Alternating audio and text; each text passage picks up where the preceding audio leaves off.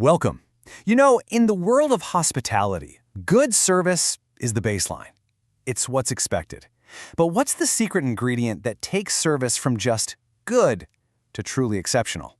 Well, in this explainer, we're going to dive deep into that very skill, emotional intelligence. Hello and a warm welcome to all of you.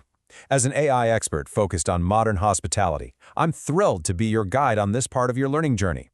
Whether you're a student at Europe Hotel School or a professional tuning in, my goal is to help you connect theory with what really happens on the ground. We're here to support your growth, so let's get started. All right, let's get right into it. We're going to start where so much of the guest experience begins, the front desk. Now, this isn't just a place to check in and get a key card. Think of it more as an emotional front line. It's the one place where a guest's entire stay can be defined in just a few moments. So that begs a really important question. Why? What is it about this specific spot that makes it such a flashpoint for emotion? The answer, interestingly enough, has almost nothing to do with the desk itself, and everything to do with what happened long before the guest even walked through your doors. Just think about it for a second. Your guests almost never arrive as a blank slate. They're carrying the weight of their journey. Maybe they've just come off a long, delayed flight. They're in a city they don't know. Things might have gone wrong. And on top of that, they've whatever's going on in their personal lives.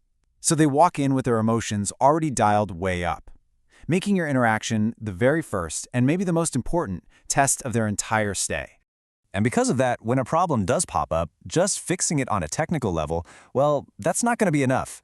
We have to go deeper. We have to address the emotions wrapped around that problem. And that calls for a skill set that you won't find in the standard operating manual. And that special skill is emotional intelligence. At its core, it's the ability to see, to manage, and to respond to emotions. And notice I said emotions plural. That means the guests, of course, but just as importantly, your own. And let's be clear, this isn't some vague, soft skill. It's an absolutely essential professional tool for turning conflict into connection. The best way to think about emotional intelligence, or EI, is as a practical toolkit. These are skills you can actually learn, practice, and get really good at. It's all built on 5 key pillars that, when they work together, give you that incredible professional composure even when things get heated. So here they are, the 5 pillars of our toolkit. It all starts with you, with self-awareness, knowing what you're feeling, and self-regulation, controlling those feelings. From there, we look outward, using empathy and social awareness to understand what's happening with the guest. And finally, relationship management ties it all together to steer the conversation to a good place. Let's break each one down.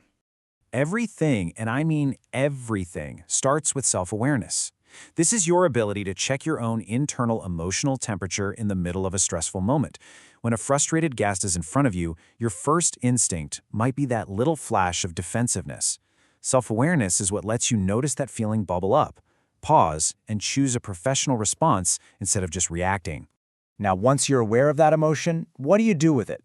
That's self-regulation. By managing your own response, keeping your voice steady, your body language open, you become a calming force in the room. You're basically using your own calm to put out their emotional fire. This is what stops you from making a snap judgment or rushing to a conclusion. This leads us right into what might be the most powerful pillar in all of hospitality, empathy. Just a simple phrase like the one you see here can completely change the dynamic of an interaction. When you say, "I understand how frustrating that must have been," you're not necessarily agreeing with them or admitting fault. But what you are doing is validating their feelings. You're telling them, "I hear you and your feelings are legitimate." Okay, pillar number 4 is social awareness. This is all about reading the room. It's about picking up on the subtle clues guests are giving you. Do you notice the person pacing anxiously over there and proactively offer to help? Do you slow down your explanations for someone who's clearly frustrated? Or do you keep it short and sweet for the busy traveler who's in a huge rush?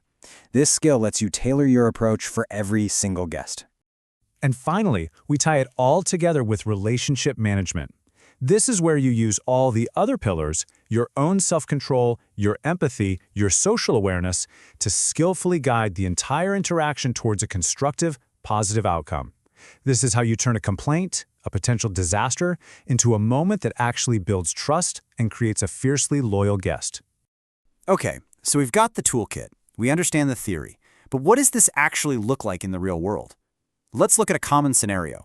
Because the difference between a response with the eye and one without is, well, it's night and day. Take a look at this. A guest asks for an upgrade, but you don't have one. The response without EI is just a brick wall. We don't have any.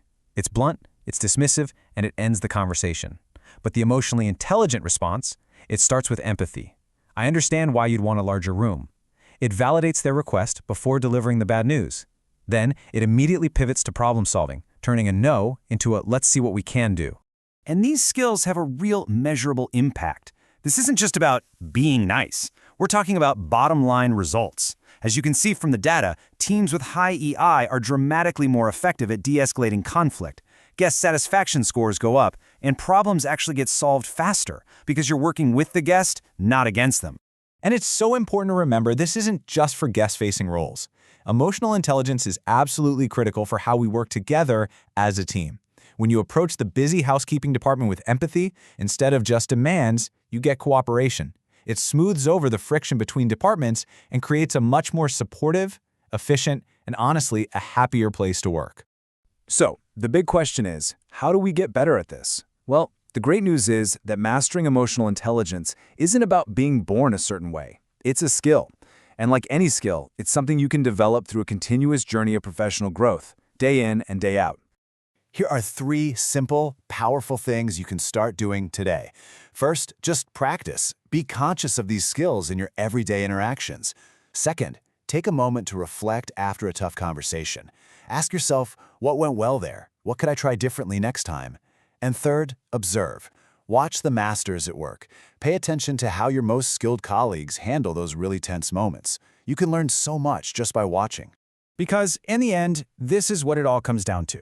Your technical skills, your operational knowledge, those things provide service. They get the job done. But it's emotional intelligence that takes that ordinary service and transforms it into exceptional, unforgettable hospitality. It is the deeply human element that technology can support, but can never, ever replace. So I'll leave you with this final thought to carry with you.